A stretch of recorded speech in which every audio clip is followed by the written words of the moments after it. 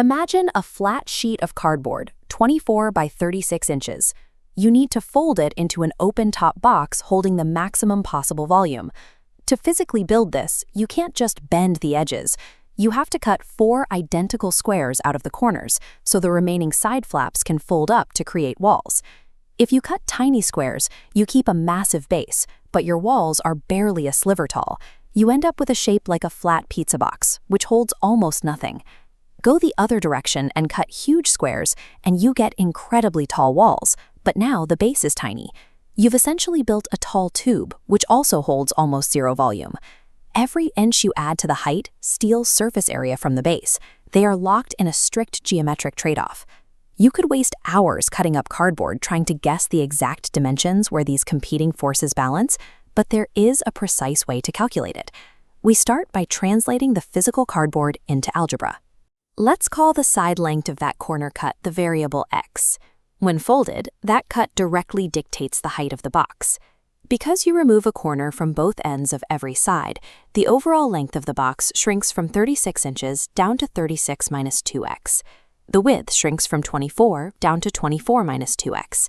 Since volume is just length times width times height, we multiply those 3 expressions together. That expands into a single cubic equation. 4x cubed minus 120x squared plus 864x. This single formula now represents the exact volume of our box for any possible cut. This chart plots that equation. The horizontal axis is our cut size x, and the vertical axis is the total volume. The blue line starts at 0, arches upward to a peak, and crashes down as the cuts get too large. Finding the absolute maximum amount of space inside our box is entirely dependent on finding the exact coordinates of that mathematical peak on the graph. To pinpoint that peak without guessing, we use a specific tool from calculus, the derivative. Think of a derivative as a slope finder. It tells you exactly how steep a curve is at any given point. If you trace the slope up a hill, it gets less steep until you hit the top. At that exact apex, the slope flattens out to exactly 0. Taking the derivative of our volume formula yields a new equation, 12x squared minus 240x plus 864. This new formula directly calculates the slope. Since we know the peak has a slope of 0, we just take that derivative equation, set it equal to 0, and solve it. We are commanding the math to hunt down the precise location of that flattened peak.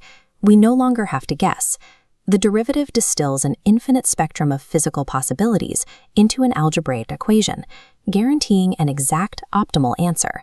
Running that equation through the quadratic formula gives us 2 mathematical answers for x, 15.3 inches and 4.7 inches. But we have to check those numbers against physical reality. The shortest side of our cardboard is 24 inches. If you try to cut 15.3 inches from both ends, you would need over 30 inches of material.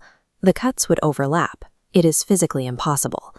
Looking at our chart, the dashed orange line drops from the peak to the horizontal axis, landing at exactly 4.7 inches. Tracing from the peak to the vertical axis reveals the final result, a maximum volume of 1,825 cubic inches. Calculus gives us a precise lens for optimizing reality.